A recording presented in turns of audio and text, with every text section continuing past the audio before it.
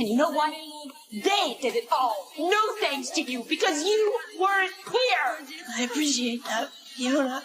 But I'm here now. He doesn't even know who you are. I'm his mother! You were my mother, too. This sentence is like a thorn stuck in my heart, and it has been there for more than a decade.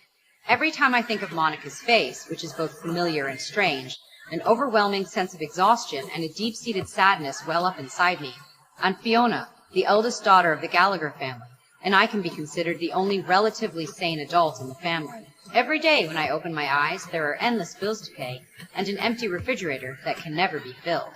My love for these little rascals is an instinct engraved in my bones. They are my responsibility, my whole world. And what's more, they are the shackles that I can't remove from my youth, and my parents have always been the two biggest sources of disasters in my life. In order to keep the children by my side and prevent them from being taken away by the welfare agency, I applied to become their legal guardian, which also means that I have completely given up the last bit of possibility of freedom in my youth. I've done what I could to help raise my siblings. I wish I could have done more. I'm not asking for your pity or your admiration. I just want to be able to give these kids everything that they deserve because they're great kids, and they deserve better. In such an environment, I met Steve Jimmy, or whatever his name was. He burst into my bleak life like a ray of light, driving luxury cars, wearing decent clothes, charming and generous. He showed me a life I had never experienced before.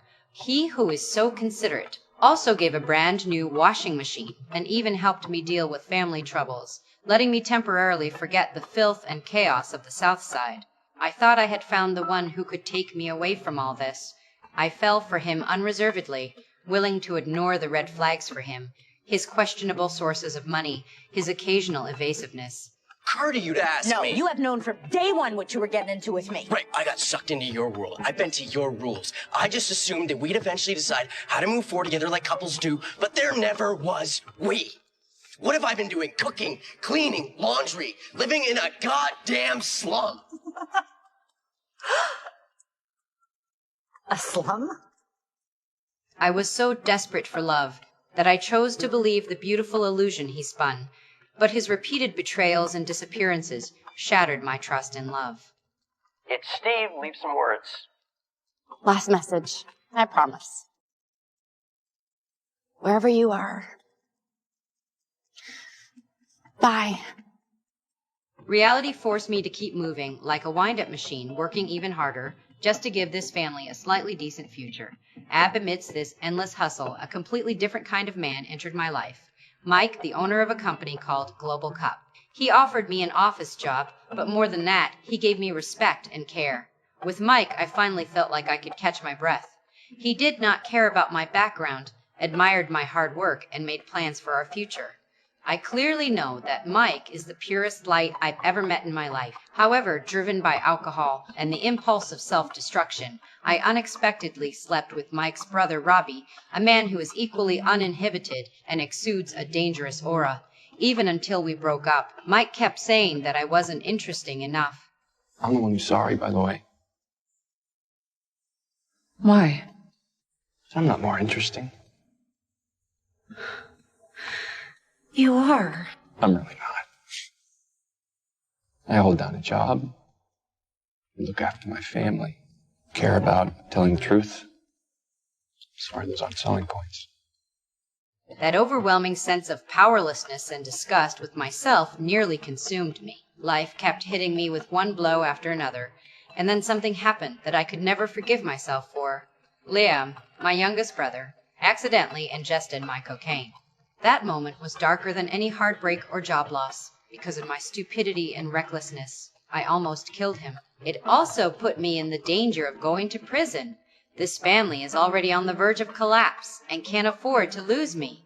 However, Lip doesn't understand my despair and only blames me for being selfish. This is all about you. Yes, it's about me. Okay, because it's never about me, and I'm finally making it about me. So what, I'm supposed to drop out of school while you do 5 years? I'm not guilty! Liam almost died! And that was you! All fucking you! Your coke, your boyfriend, your fucked up life! It's not mine! All right?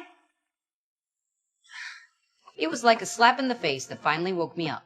I forced myself into rehab, did community service, and tried my best to follow my parole officer rules. During that time, I rushed into a marriage with Gus, the musician, as if checking off a task. And Jimmy always shows up when I'm least on my guard, dragging me back into the whirlpool of lies and chaos.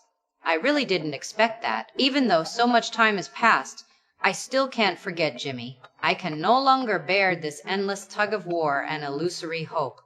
Finally, I made up my mind and asked Jimmy to let me go, and also to let myself go. But I need something else now. Gus? I don't know. But I know it's not you. You have to let me go. You have to let me let you go. I need you to do that for me.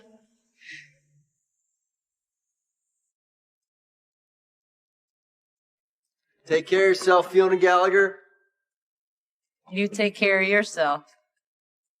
Love seems to be nothing but a disaster for me. I don't know what else I can believe in. After a complete farewell to the past, the pie shop has become my only haven. Working at the pie shop started as just a way to scrape by and meet parole requirements. But it was in this unremarkable place that I met Sean.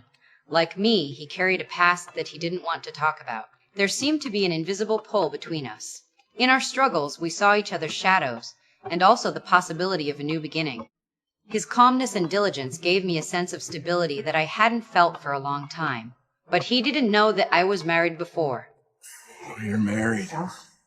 So, you're married. I think I'm in love with you.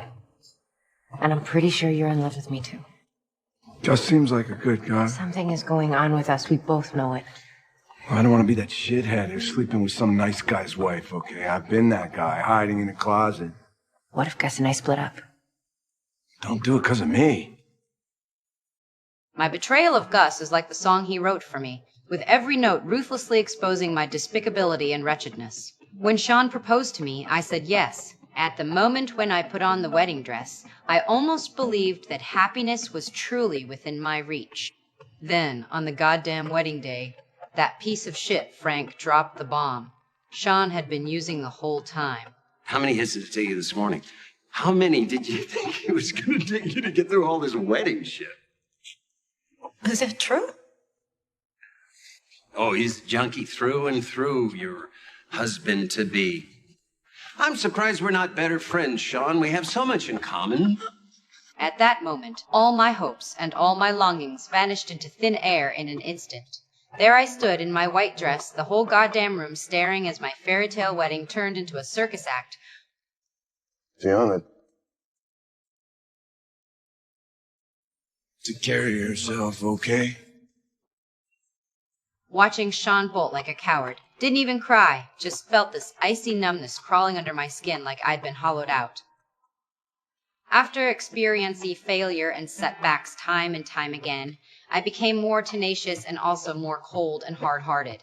I channeled all my energy into making money, because I know that in this shitty world, only money can give me a little bit of pitiful sense of security. To this end, I convened a family meeting and told everyone that I had a new life plan. Because I have a plan for my life. And I can't do it if I'm getting a call every 5 minutes about one of you. And just so we're clear, I am just as likely as anyone else in this family to make something of myself. And it's about time you got that, you arrogant shit. I started to think and act like a real, successful person. Life seems to be finally moving in a positive direction, but peace is always short-lived. Before long, another surprise came. Monica died. Completely withdrew from our lives in a way that was not at all unexpected. Around the time of the funeral, Frank actually tried to sugarcoat Monica's departure, saying that her soul was free and that she loved us. Listening to his blatant distortion of the truth, the anger and grievances that had been pent up for more than 20 years burst out instantly. I was 9! 9!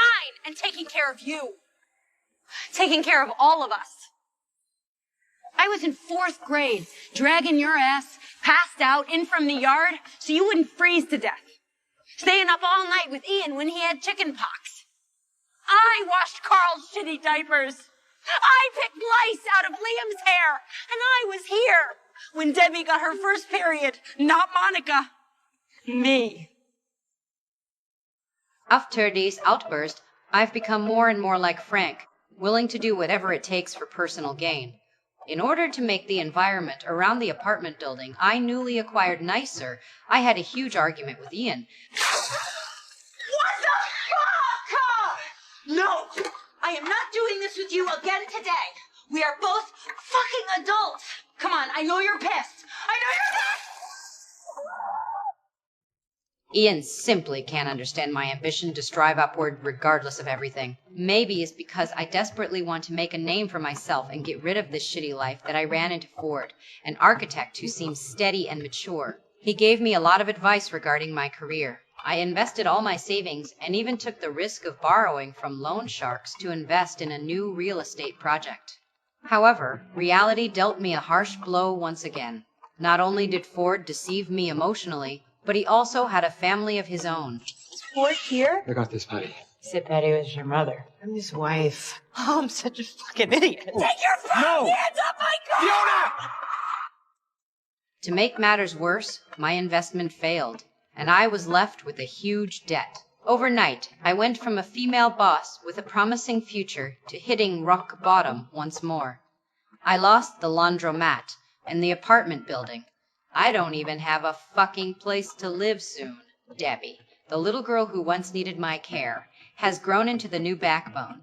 She manages everything with an almost cold-blooded efficiency. Debbie gave me an ultimatum. Jesus! The bills are under my name now. That water you're using, we're paying for that. So until you repay us what we've been paying you for the last 3 months, plus your share of rent for the last 3 months, plus what it costs for me to get shit turned back on, I don't really feel like sharing my water with you. In the very home that I once risked my life to protect, I have actually become a tenant who has to pay to stay. It feels like being stabbed by the person closest to me. And Li Pu is the same. I don't know what's wrong with him. He actually told me to get out just for an outsider. I'm his sponsor. You just got my sponsee fucking drunk. He didn't say he was your... 100 days! He was sober! I'm sorry. I didn't know. No, you didn't care enough to know. Listen to me. I want you out of this fucking house. I've completely lost control during this period. I started drinking heavily, more seriously than ever before. I became acerbic and irritable, like a wounded beast lashing out at everyone around me who tried to get close. And my life has completely lost its direction. When I thought I would completely sink and rot in this quagmire, I never expected that it would be Frank who finally woke me up, and in an extremely ironic way. You're a bad drunk.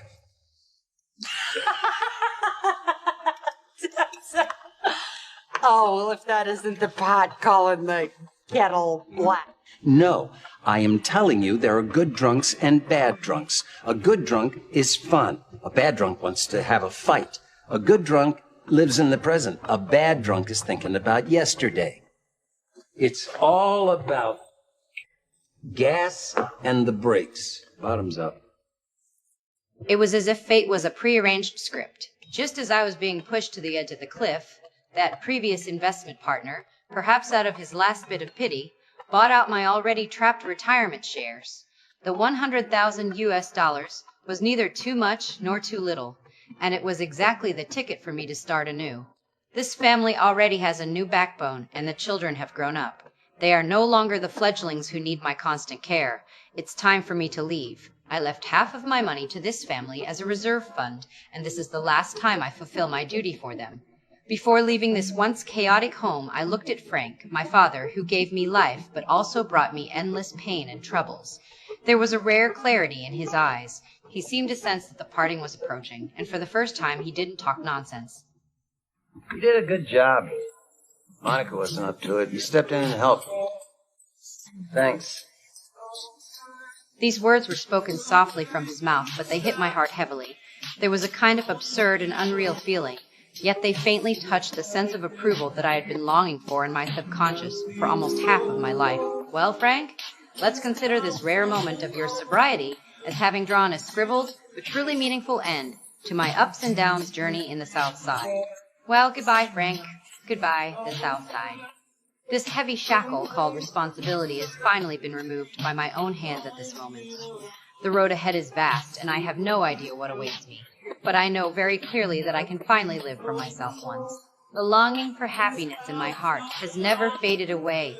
Perhaps in some sunny corner that I've never imagined, the peace that truly belongs to me is quietly waiting for me